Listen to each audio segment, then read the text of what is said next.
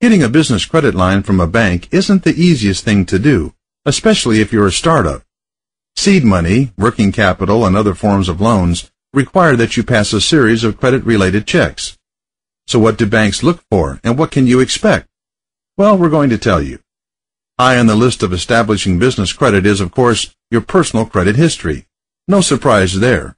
If you're a startup, lenders will be looking at your personal credit. Banks won't want to see late payments, missed payments, liens, or a bankruptcy. The negative impact of these and other credit deficiencies could have a substantial impact on your loan request. A late payment here or there won't kill your chances, but if there's a pattern of late payments, it very well could.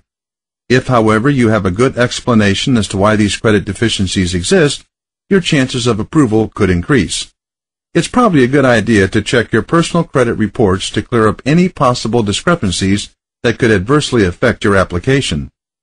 If your business is a startup, you may need to use your personal credit in the beginning, and while you're doing that, you can begin to establish your business credit profile as well.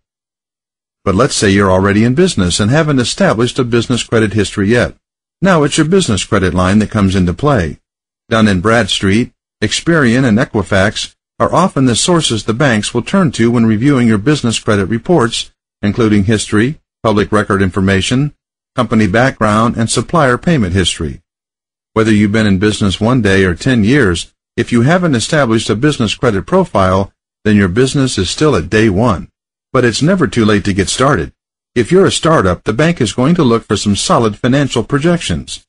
Remember, the projections you use are based on the assumption that you're going to get the financing needed. Work with a financial specialist to put your numbers together. The money you spend on a financial consultant will be well worth it, and the bank will appreciate your professionalism.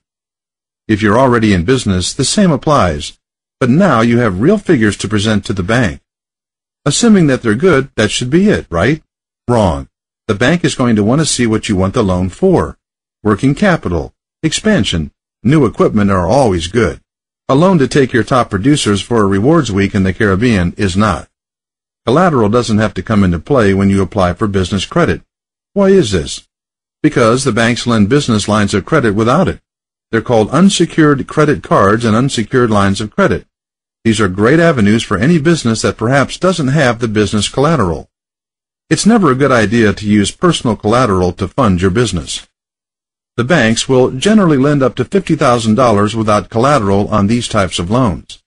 The banks do require a strong business credit profile and sometimes a good personal credit profile, and these can be easily established and obtained.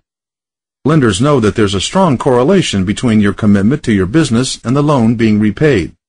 In the end, getting business credit is all about the figures. Do they or don't they work?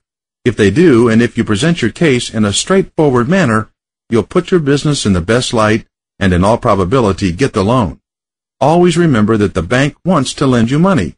It's up to you to show that you can repay the loan.